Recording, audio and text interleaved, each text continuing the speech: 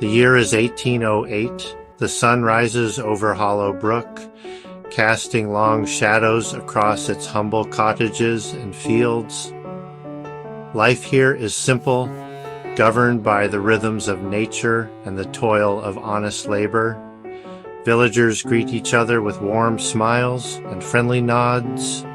Their days, filled with the familiar routines of rural life. The air carries the scent of freshly baked bread from the village bakery, mingling with the sweet aroma of wildflowers. Every Sunday, they gather in the village church, a modest wooden structure with a tall steeple that seems to touch the heavens.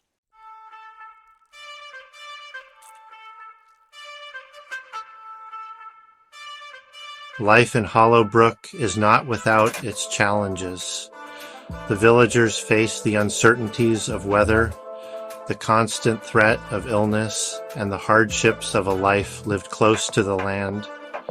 But through it all, they find strength in their unity and shared faith. Neighbors share their bounty from the harvest, ensuring that no one goes hungry. They celebrate their joys together, gathering for weddings, births, and festivals that mark the changing seasons. The church is more than just a place of worship. It is the social hub of Hollow Brook, a place where news is shared and the bonds of community are strengthened. Reverend Silas Blackwood, a man revered for his wisdom and piety, offers them hope and solace through his heartfelt sermons. His wife, Martha, stands by his side, her presence a source of comfort and inspiration to the women of the village.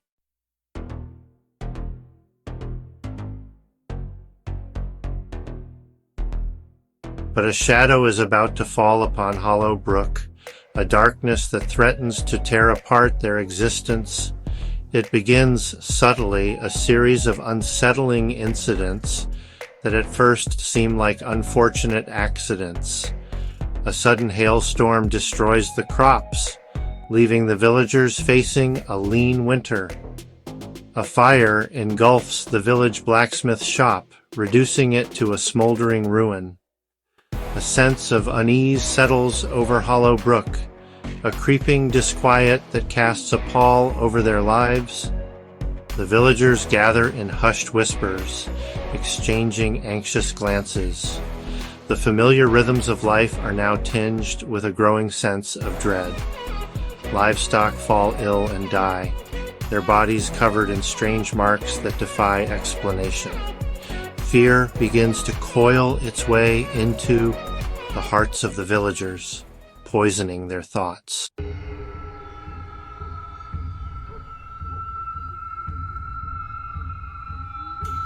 My friends, my flock, we are gathered here today under a cloud of uncertainty, our hearts heavy with fear and doubt. But we must not lose sight of our faith. We must not succumb to the darkness that threatens to engulf us. The villagers of Hollow Brook, their faith shaken, turn to Reverend Blackwood for answers. They crowd into the small church, their faces etched with fear and desperation. Reverend Blackwood, his own face etched with concern, stands tall in the pulpit, his voice a beacon of calm. The Lord is our shepherd. He will not forsake us. He will guide us through this darkness. Reverend Blackwood's sermon resonates deeply with the villagers, offering them hope and resilience. But even as they offer each other words of comfort, a seed of doubt has been planted in their hearts.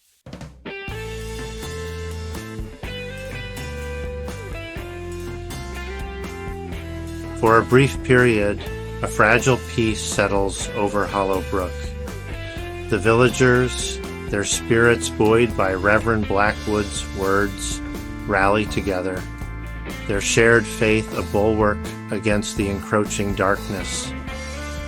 They resume their daily routines, tending to their fields and caring for their families, all the while casting wary glances over their shoulders. The children, their laughter now more subdued, are kept close to home, their parents' watchful eyes following their every move. The nights are the hardest, the darkness amplifying every creak and rustle. But even in the midst of their fear, the villagers find strength in their unity, gathering more frequently in the evenings to share stories and legends.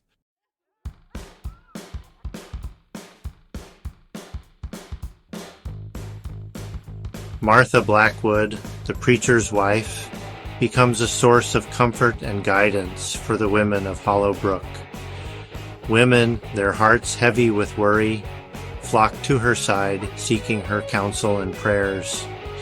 Martha, ever the dutiful wife and compassionate soul, welcomes them with open arms, offering them tea and sympathy. Fear not, my sisters, for the Lord is with us, even in the valley of the shadow of death. He will not abandon us.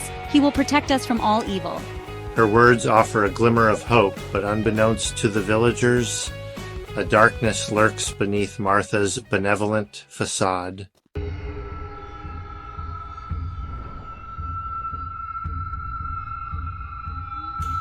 As the days grow shorter and the first chill of autumn settles over Hollow Brook, the strange occurrences intensify. The livestock continue to perish under mysterious circumstances, their bodies twisted at unnatural angles. Fear tightens its grip on the hearts of the villagers, whispering doubts and suspicions into their minds.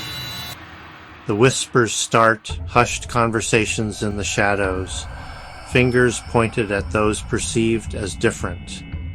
The darkness is most palpable in the woods surrounding Hollow Brook, a darkness that feels alive and malevolent. Hollow Brook, once a beacon of hope and faith, is slowly being consumed by a darkness that threatens to extinguish the light forever.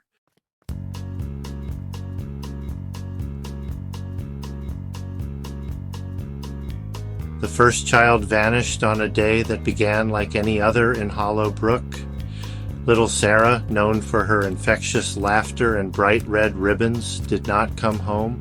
Her parents, their faces etched with worry, searched frantically, their calls echoing through the growing darkness. The villagers, their hearts heavy with a dread they could not name, joined the search, their lanterns casting flickering shadows. But Sarah was gone, vanished without a trace, leaving behind a void that seemed to suck the very air from their lungs. Days turned into nights, each one colder, each one heavier with the weight of their loss.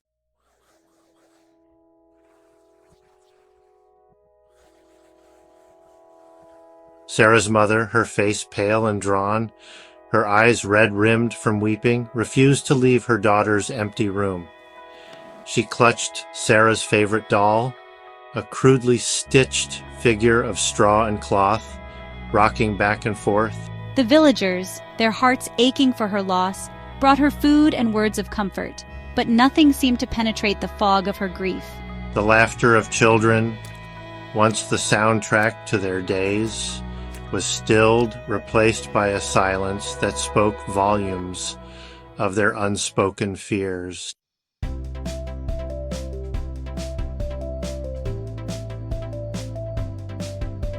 Search parties, organized with a desperate hope that dwindled with each passing day, scoured the surrounding countryside. They ventured deep into the woods, their calls echoing through the silent trees, their eyes scanning the undergrowth for any sign of the missing child. But their efforts proved futile, their hope withering under the relentless gaze of the setting sun. The villagers, their faith shaken, their hearts heavy with a growing sense of dread, began to whisper amongst themselves. The woods, once a source of sustenance and solace, became a place of fear, a tangible manifestation of their growing unease.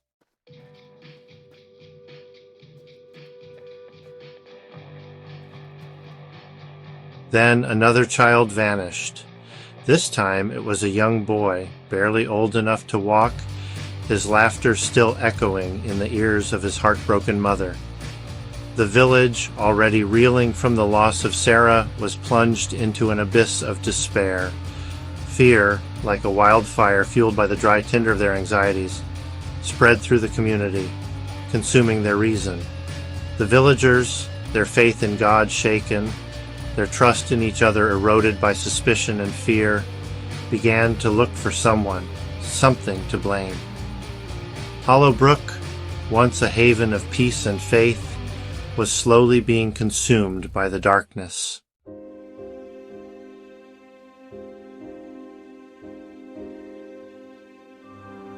The disappearances continued, each one casting a pall over the village, each one deepening the sense of despair and hopelessness.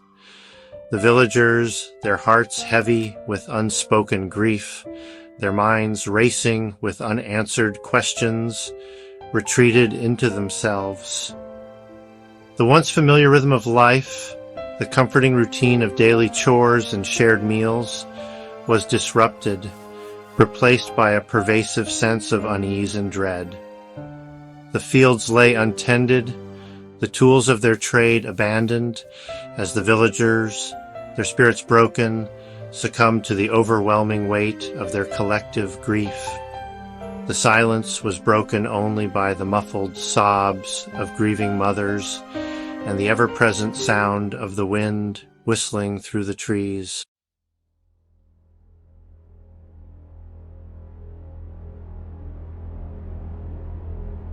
Section 6. The Shadow over Hollow Brook. A shadow had fallen over Hollow Brook, a darkness that seeped into their homes, their hearts, their very souls. The laughter of children, once the lifeblood of the village, was replaced by a silence so profound it was deafening. The once vibrant community, once bound together by faith and shared purpose, was now fractured, divided by suspicion, fear, and a growing sense of despair. The villagers, their faces etched with worry and fear, avoided each other's gaze, their eyes darting nervously, their steps hurried and uncertain. The bonds of trust, woven over generations of shared history and mutual support, were unraveling, frayed by suspicion and the chilling realization that evil lurked closer than they ever could have imagined. The church, once a sanctuary of peace and solace, now stood as a stark reminder of their powerlessness against the unseen forces that tormented them. The stained glass windows, once aglow with the promise of redemption, now seemed to reflect the darkness that had enveloped their lives.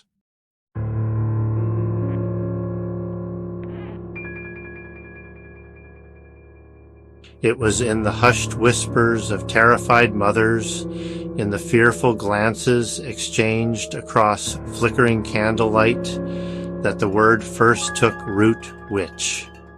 The villagers, desperate for an explanation, a scapegoat upon which to lay the blame for their suffering, clung to the word like a lifeline in a stormy sea. Whispers of ancient curses and dark pacts, stories passed down through generations, tales once dismissed as the ramblings of frightened children, now took on a chilling resonance. The villagers, their minds clouded by fear and grief, began to see shadows lurking in every corner, hear whispers in the wind, and interpret every misfortune as the work of an unseen hand. The witch, they whispered, was responsible for the blight that had fallen upon their crops, for the sickness that ravaged their livestock, for the accidents that claimed the lives of their loved ones. And most of all, they whispered, the witch was responsible for the disappearance of their children.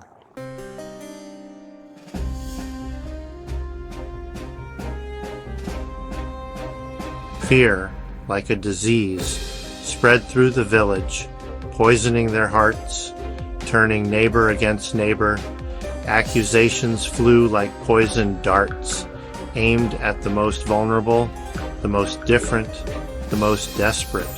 Old grudges resurfaced, fueled by paranoia, and the desperate need to find someone, anyone, to blame.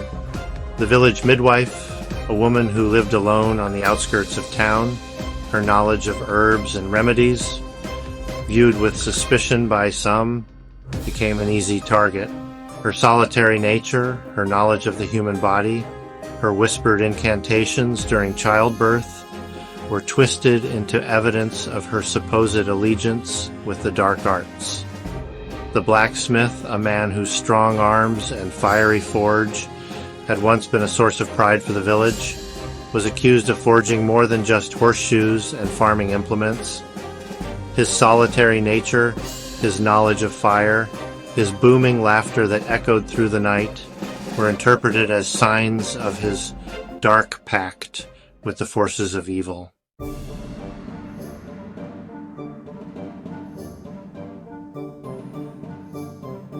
Reverend Blackwood, his heart heavy with the weight of his flock's despair, watched the growing hysteria with a mixture of sorrow and helplessness. He recognized the signs, the desperation, the blind fear that could so easily turn neighbor against neighbor, friend against friend. From the pulpit, his voice trembling with a mixture of anger and sorrow, he pleaded with his congregation to resist the temptations of fear, to hold fast to their faith, to remember the bonds of love and community that had always united them. My friends, my flock, we are gathered here today under a shadow of fear, our hearts heavy with grief and doubt. But we must not allow this darkness to consume us. We must not turn on each other. We must not give in to the whispers of suspicion and despair. His words, filled with a desperate urgency, hung in the air, a fragile shield against the storm of fear that raged around them. But even as he spoke, he could see the doubt in their eyes, the fear that twisted their faces, the suspicion that poisoned their hearts. The darkness, it seemed, had taken root in their souls, and he feared that even the light of their faith could not banish its chilling embrace.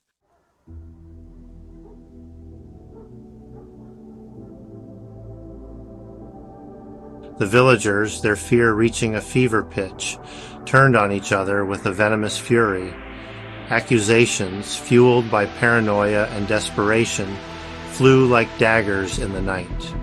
Old rivalries resurfaced, whispers of past transgressions amplified into shouts of condemnation.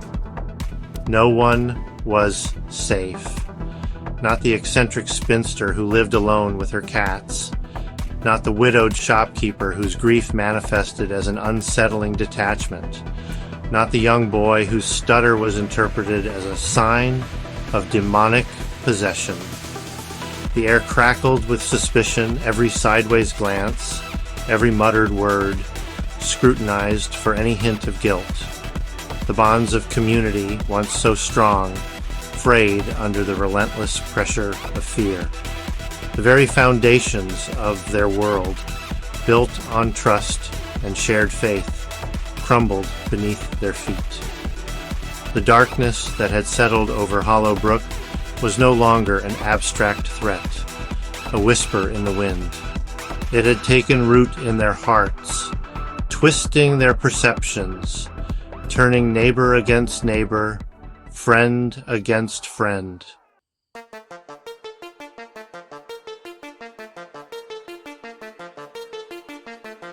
Amidst the chaos and suspicion, one name surfaced with alarming frequency: Abigail, the blacksmith's daughter. Abigail, a quiet, solitary girl known for her love of books and her unsettling habit of talking to herself, had always been an outsider. Her intelligence, her thirst for knowledge that extended beyond the confines of their small world, made her seem different, strange, touched by something the other villagers couldn't quite grasp. Rumors about Abigail had circulated for years. Whispers of strange lights seen emanating from the blacksmith's workshop late at night, whispers of her muttering incantations under her breath, whispers of her uncanny ability to heal sick animals with a touch.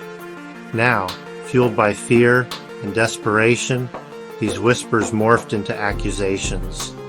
The villagers, their judgment clouded by paranoia, pointed to Abigail's eccentricities as proof of her guilt. Her love of books became a sign of her pact with the devil. Her knowledge of herbs and remedies twisted into evidence of her witchcraft.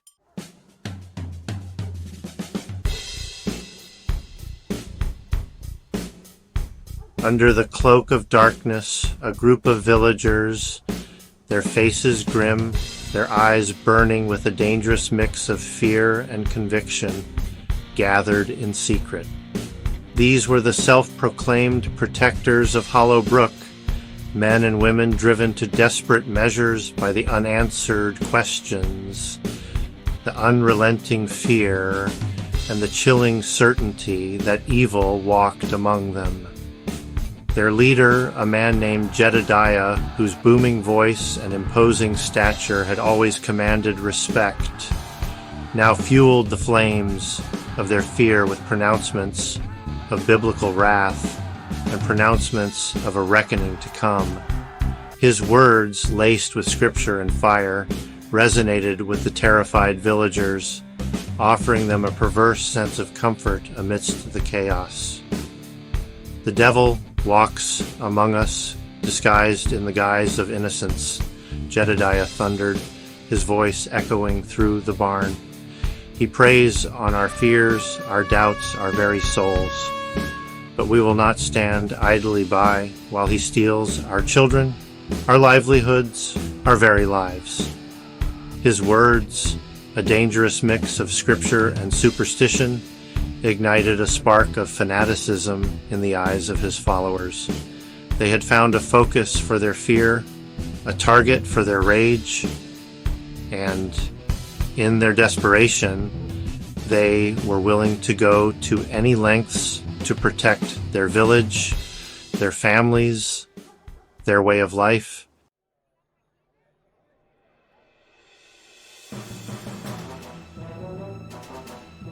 The hunt for the witch began at dawn.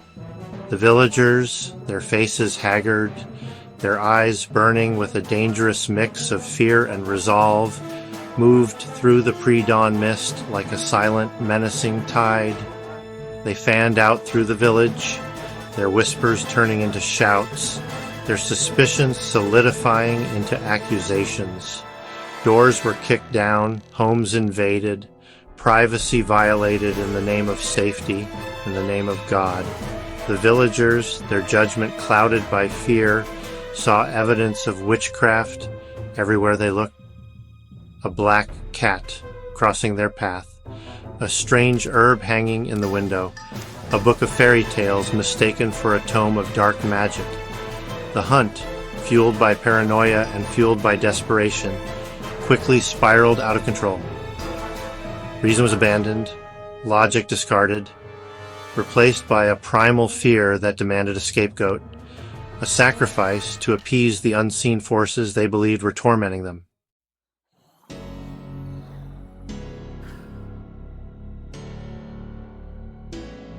The discovery of the dagger sent a collective shiver down the spines of the villagers.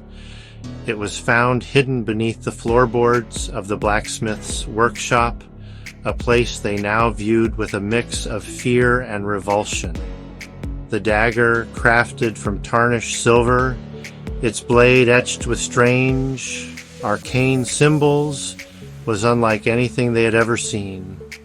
Whispers of ritualistic sacrifice and blood magic rippled through the assembled crowd, their fear reaching a fever pitch. This was no ordinary weapon. This was an instrument of darkness, a tangible proof of the evil they believed had infiltrated their midst. Jedediah, his eyes glittering with a dangerous fanaticism, held the dagger aloft, its blade catching the flickering candlelight, casting eerie shadows that danced across the faces of the villagers. Behold, the devil's mark. This is the tool of the witch, the instrument of her evil. We must find her. We must stop her before it's too late. His words, heavy with accusation and fueled by the villagers' terror, hung in the air, a death knell for reason, for compassion, for the very soul of Hollow Brook.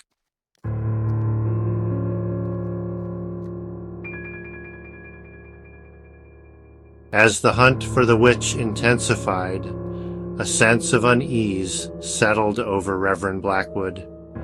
He had witnessed firsthand the transformation of his flock, the fear that had taken root in their hearts, twisting their faith, turning neighbor against neighbor.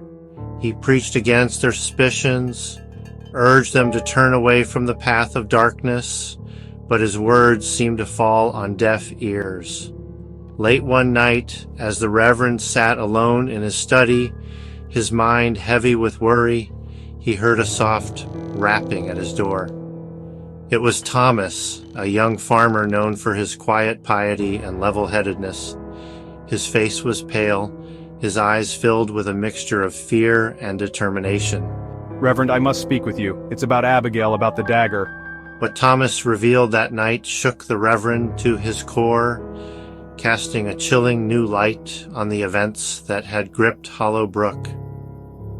It was a story whispered in fear, a secret that threatened to unravel the fabric of their community, a truth more terrifying than any superstition.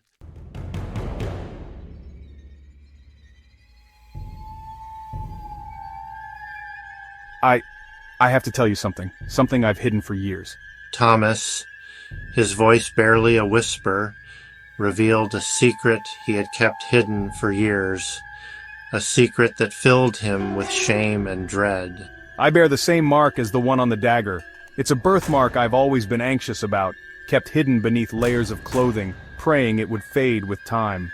He had seen the same mark, he confessed, on another villager years ago, a villager who had since disappeared, vanished without a trace. That villager, her name was Martha Blackwood, the Reverend's own wife.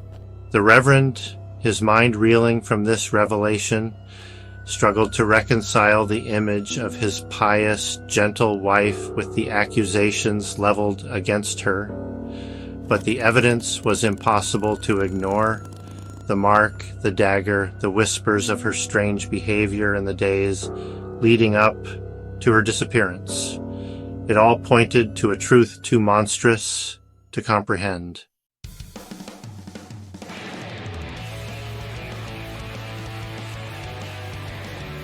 The weight of the revelation pressed down on Reverend Blackwood like a physical burden. His world, once anchored by faith and love, spun on an axis of dread. The mark on Thomas's arm mirrored his own, linking them to whispers of witchcraft. Could it be that the woman I loved harbored such darkness? The very thought was anathema, a blasphemy against their bond, and yet the evidence whispered a chilling truth he could no longer ignore.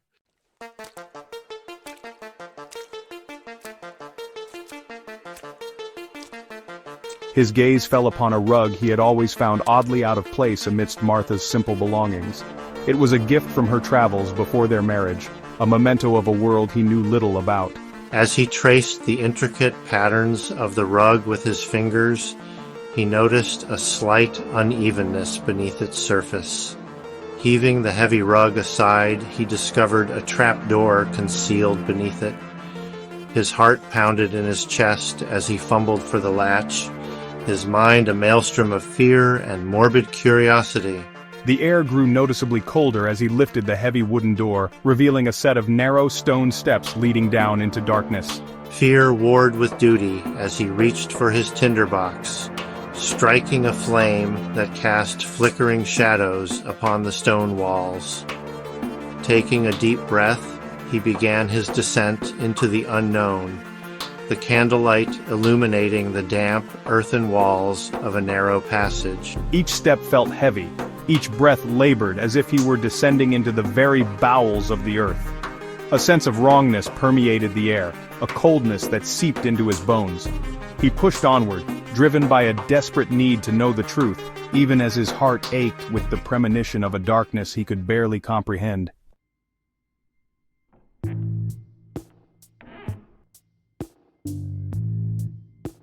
The passage opened into a small earthen chamber, its walls lined with crude shelves laden with objects that sent shivers down his spine. Strange, twisted roots hung from the ceiling, their shadows dancing in the flickering candlelight.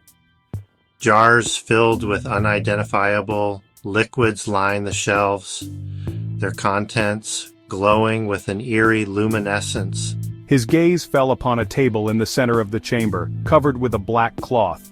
Hesitantly, he approached, his hand trembling as he reached out to lift the cloth. Beneath it lay a collection of objects that made his blood run cold. There, amidst the black candles and the dried herbs, lay the ritualistic dagger, its blade glinting menacingly in the candlelight. Beside it lay a human skull, its empty sockets staring up at him with a silent accusation. And resting upon the skull, its pages filled with disturbing illustrations and arcane symbols, lay a leather-bound book. Reverend Blackwood recoiled from the sight, his stomach churning with a mixture of revulsion and a growing sense of dread. This was not the den of a pious woman, this was a shrine to something dark, something ancient and evil.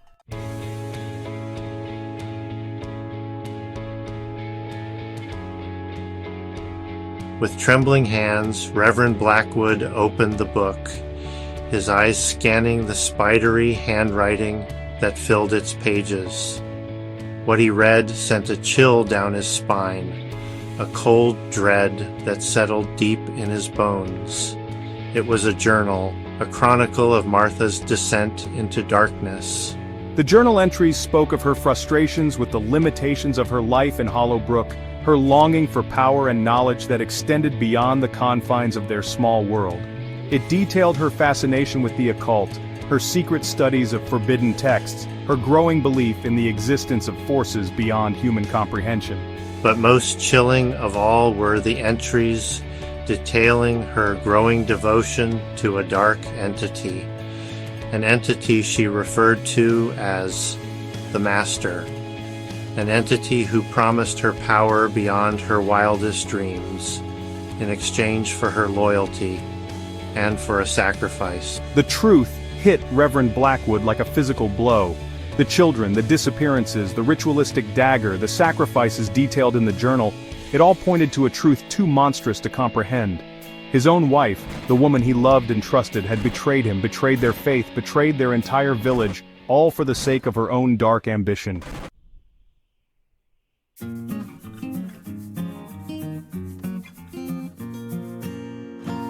Section 5. The Pact. The journal entries described a ritual, a pact made under the light of a blood moon, a pact that promised Martha power and knowledge beyond human comprehension in exchange for her unwavering loyalty and a series of sacrifices. The entity, referred to only as the Master, demanded a blood price for its gifts, a price that grew with each passing year. At first, the sacrifices were small, animals slaughtered under the cloak of darkness, their blood offered up to the entity in exchange for favorable weather, bountiful harvests, and good fortune. But the entity's appetite grew, its demands becoming more frequent, more sinister. The journal entries became increasingly frantic, filled with Martha's growing fear and desperation. She had made a pact with a force she didn't fully understand, a force she could no longer control. The darkness she had invited into her life had taken root, spreading its tendrils through her heart, her mind, her very soul. And then came the entries that chilled Reverend Blackwood to the bone, entries that confirmed his worst fears. The entity demanded a greater sacrifice, a sacrifice of innocent blood, a sacrifice that would bind Martha to him forever.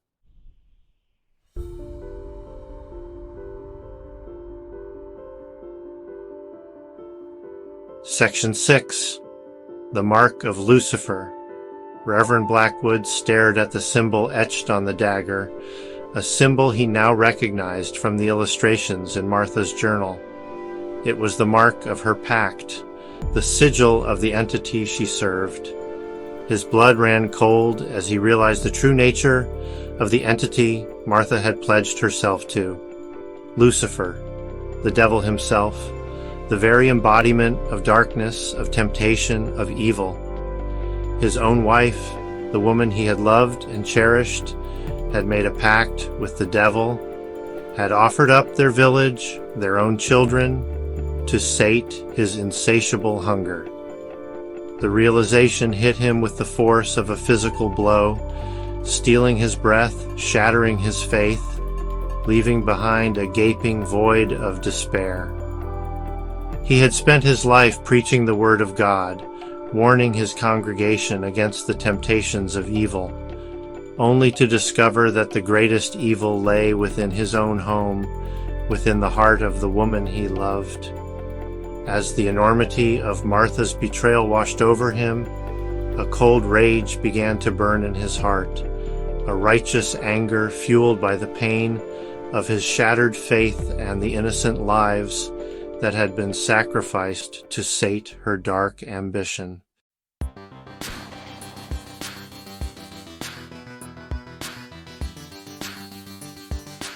Section 7. The Gathering Storm. Outside, the wind howled like a banshee, whipping the trees back and forth as if in the throes of some unseen torment. The sky, once a clear cerulean blue, had transformed into a swirling mass of charcoal gray clouds, pregnant with the threat of an unnatural storm. Lightning flashed across the sky, illuminating the village in brief, stark bursts of light, casting grotesque shadows that danced menacingly across the walls of the homes. The villagers, their hearts already heavy with fear and suspicion, sensed the shift in the atmosphere, the palpable sense of dread that hung heavy in the air. They huddled in their homes, peering out their windows with trepidation, their whispers hushed, their prayers frantic. The storm, however, was more than just a meteorological phenomenon. It was a manifestation of the darkness that had taken root in their midst, a reflection of the evil that had been unleashed upon their once peaceful community. And at the heart of this storm, hidden from the eyes of the terrified villagers, Martha Blackwood prepared for her final, most horrifying sacrifice.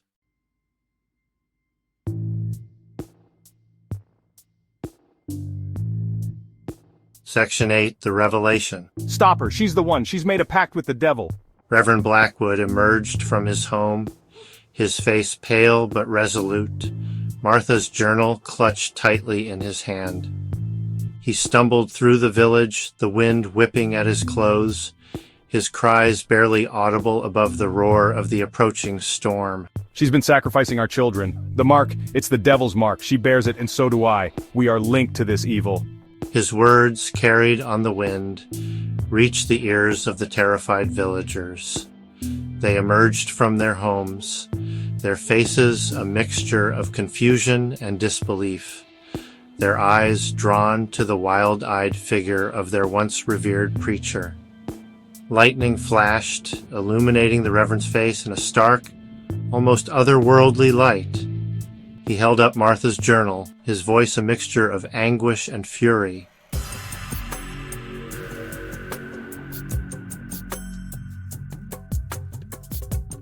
Section 9. Chaos Descends.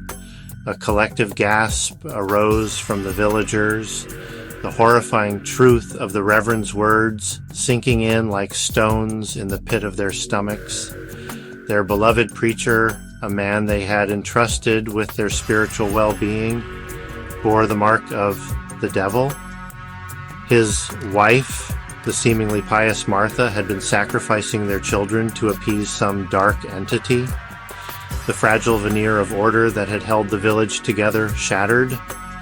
Chaos descended upon Brook, as fear, suspicion, and rage erupted like a wildfire. Accusations flew like poisoned darts, fingers pointed blindly, neighbors turned on neighbors, their faces twisted with a primal fear that knew no reason, no mercy. And as the storm reached its crescendo, unleashing its fury upon the terrified village, a blood-curdling scream echoed through the night, a scream filled with an unholy glee that chilled the very marrow of their bones. It was the scream of Martha Blackwood, no longer the meek and pious preacher's wife, but something other, something evil, something monstrous, as she prepared to unleash hell upon them all.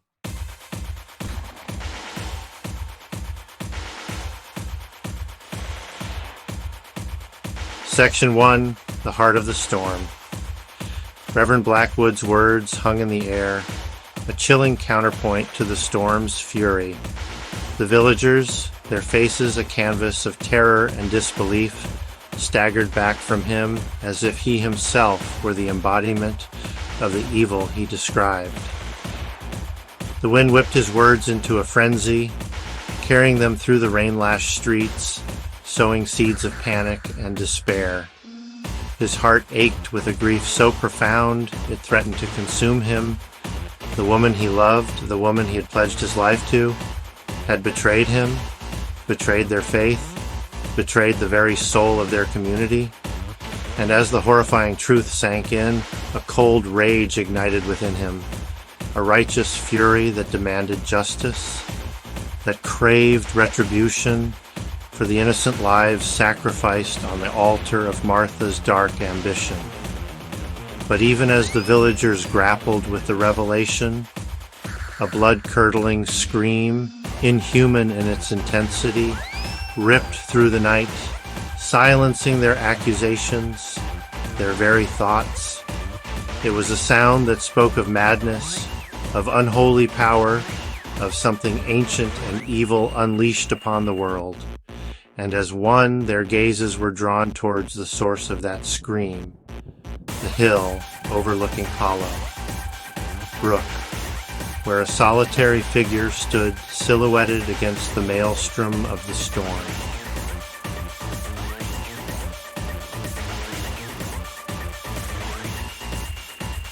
Section 2, The Transformation. You doubted my power, my right to claim what is mine. You questioned my pact, my devotion to the one true God. Martha Blackwood stood at the heart of the storm, her body buffeted by wind and rain. Gone was the meek demeanor of the preacher's wife. In its place was a chilling aura of power, twisting the very air around her. Her simple dress whipped around her like the wings of some monstrous bird. Her hair streamed out behind her, crackling with static electricity, and upon her face a grotesque smile, revealing teeth filed to sharp points. She threw back her head and laughed, a sound that chilled the very marrow. It was not the laughter of a human being, but something cold and cruel. Below her, the villagers watched in horrified fascination as Martha Blackwood raised her arms towards the storm clouds. And as if in answer to her summons, lightning crackled around her, drawn to her outstretched hands.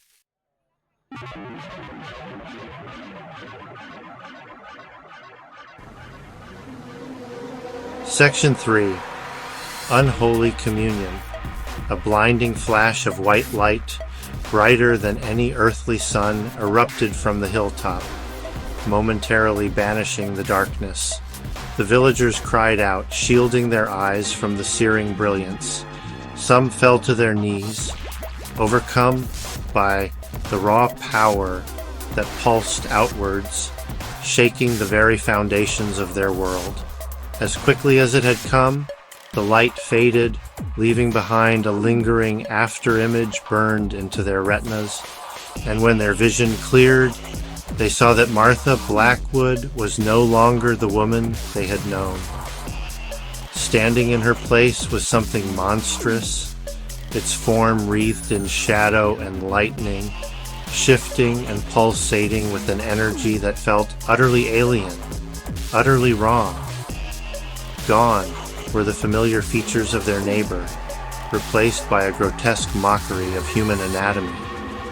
Her eyes blazed with an infernal light, and her mouth, stretched wide in a silent scream, revealed rows of needle-sharp teeth. The villagers stared up at the transformed Martha, their blood turning to ice in their veins. This was no longer a woman possessed, but something far older, far more powerful, something that had clawed its way into their world, wearing Martha's flesh like a grotesque costume.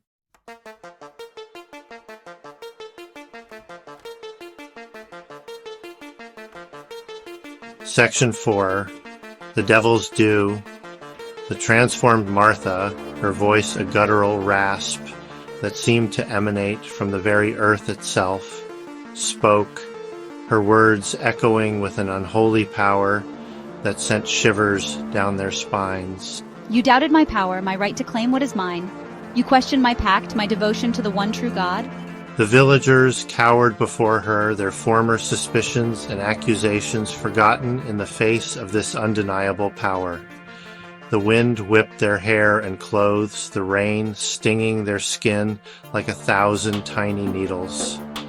But it was the fear, the bone-chilling terror that emanated from the creature before them that truly cut them to the core. Only Reverend Blackwood stood defiant, his face a mask of grief and rage, but his voice firm as he clutched Martha's journal to his chest. This is not God's work. This is abomination, blasphemy. You have betrayed your faith, your community, your very soul. The transformed Martha turned her burning gaze upon him, her smile widening into a grotesque, predatory grin. Foolish mortal, you will be the first to witness the dawn of a new era, an era ruled by power, not piety.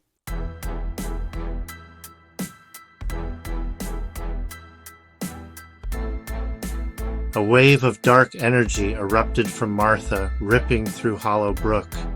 Buildings crumbled, trees splintered, and villagers scattered in terror. Mothers clutched their children, men stumbled through debris. The church, struck by lightning, stood engulfed in flames. Shattered stained glass windows rained down upon the villagers. Reverend Blackwood ran towards the storm, clutching Martha's journal.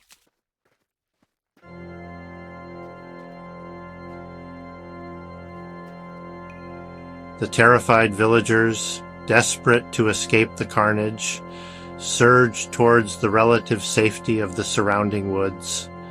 But the darkness had spread, seeping into the very fabric of their world, twisting it into a grotesque mockery of its former tranquility. Where once there had been paths and game trails, there were now impenetrable walls of thorny vines that writhed and constricted like living things, their thorns dripping with a viscous, luminescent fluid. Children stumbled and fell, their cries lost in the roar of the storm, their small hands reaching out for parents who were themselves struggling to remain upright amidst the chaos. The transformed Martha, her laughter echoing amidst the destruction, moved through the village with an unnatural grace, her form flickering in and out of sight, appearing and disappearing at will, herding her prey towards a fate worse than death. Those she caught, those unfortunate souls who stumbled or faltered in their flight, were engulfed in bursts of dark energy that left behind only smoldering husks and the lingering stench of burnt flesh. Their screams were cut short, their pleas for mercy unanswered, their very existence extinguished in a heartbeat.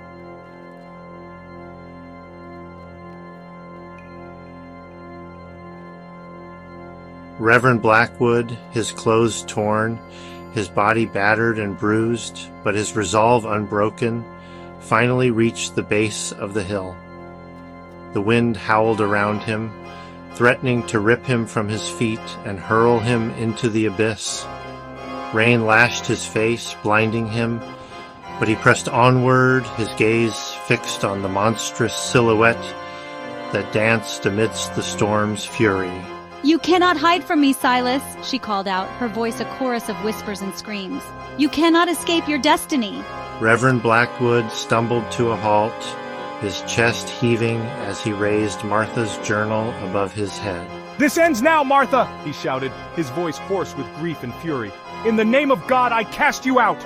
The transformed Martha threw back her head and unleashed a torrent of unholy energy towards him. For a moment, everything was silent. The wind died down, the rain ceased, and the storm clouds above seemed to part, revealing a glimpse of the blood-red moon that hung heavy in the night sky.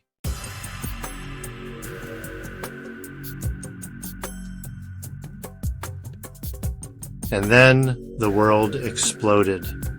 The journal in Reverend Blackwood's hands burst into flames, a blinding white light erupting outwards, engulfing him, engulfing the transformed Martha, engulfing everything in a searing wave of energy.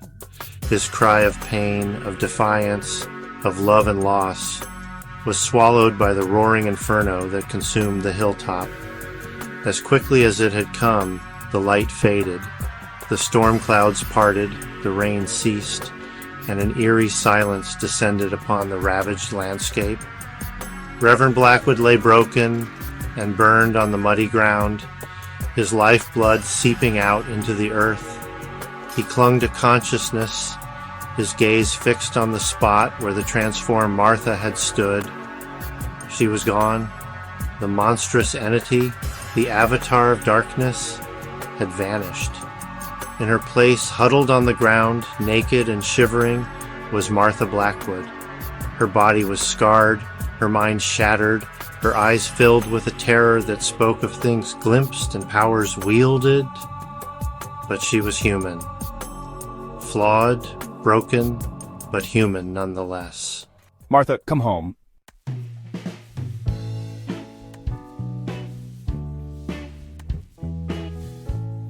Silence, heavy and oppressive, settled over the ravaged landscape. The storm had moved on, leaving behind a trail of destruction. Hollow Brook was reduced to smoldering rubble and shattered timbers. The air was thick with the stench of burnt wood and decay. A lone crow cawed from a skeletal tree, a mournful counterpoint to the stillness. The soft crackle of embers was the only other sound. Reverend Blackwood lay, his body a tapestry of burns and broken bones. Amidst the pain, there was a strange serenity in his eyes. Martha Blackwood, bruised and battered, crawled towards him. Her eyes held a flicker of recognition, a glimmer of love.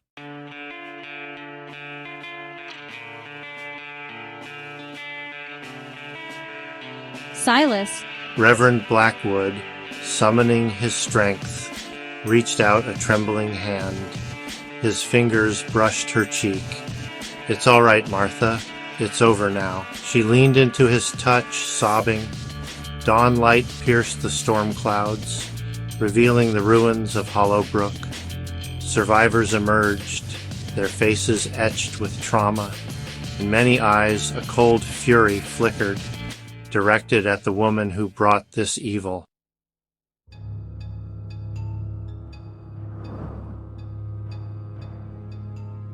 The silence, broken only by the soft moan of the wind whistling through the shattered trees, was deafening. No one spoke, yet the air crackled with unspoken accusations, with the raw, primal need for vengeance that simmered beneath the surface. a young boy, his face streaked with dirt and tears, clung to his mother's skirt, his eyes wide with a terror that no child should ever witness. A woman, her hair matted with blood and mud, cradled the lifeless body of her husband, her silent screams a testament to the depths of her grief. Reverend Blackwood, his voice little more than a raspy whisper, attempted to speak, to explain, to plead for understanding, for forgiveness. And then a single word, uttered with venomous hatred, shattered the fragile peace which...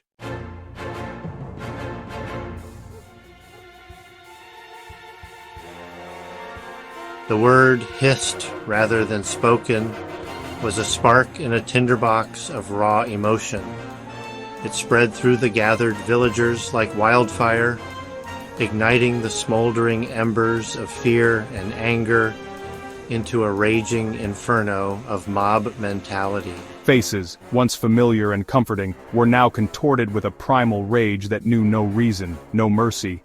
Fingers, gnarled with years of honest labor, now pointed accusingly at Martha Blackwood, their trembling a testament to the raw power of their fury.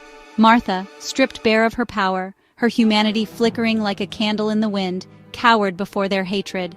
Her mind, still grappling with the fragmented memories of her pact, of the horrors she had unleashed, offered no solace, no escape from the consequences of her actions. Reverend Blackwood, his body racked with pain, his own lifeblood seeping out into the mud, threw himself over Martha, shielding her with his own broken body. "No!" he roared, his voice a mixture of defiance and despair. "Her soul is lost, but she is mine to judge. In the eyes of God, I claim her sins as my own."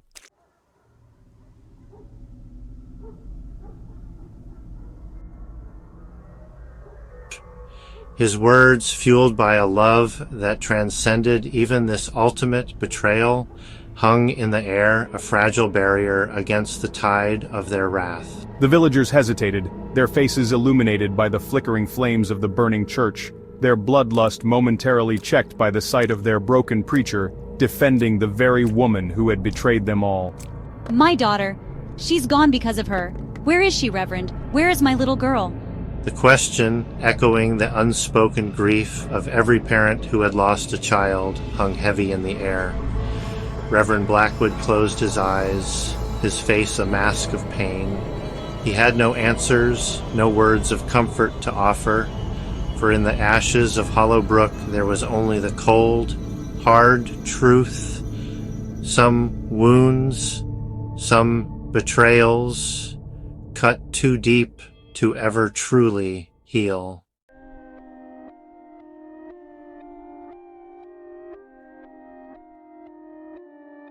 The sun, a pale disk in the overcast sky, cast long shadows across the ruins of Hollow Brook. Years had passed since the storm, but the tragedy lingered.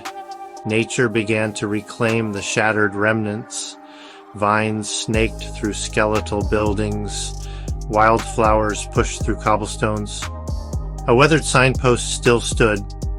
It pointed to Hollow Brook. Travelers paused, faces etched with curiosity and apprehension. Whispers spoke of strange lights and disembodied voices.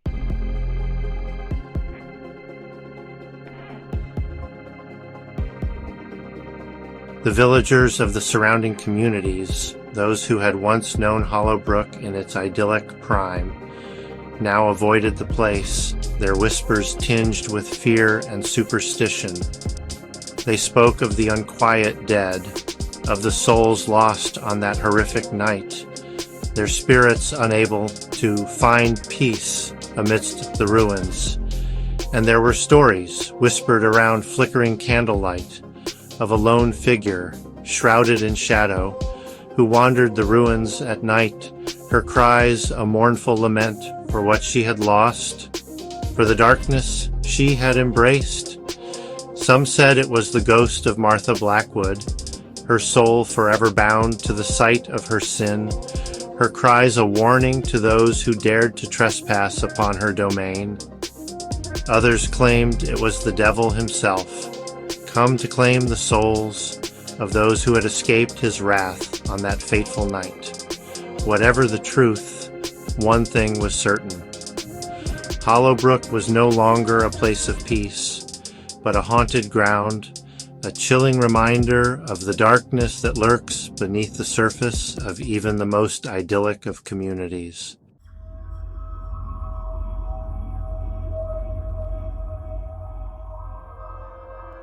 The sun, a blood-red orb sinking below the horizon, cast long shadows across the ruins of Hollow Brook, painting the desolate landscape in hues of blood and decay.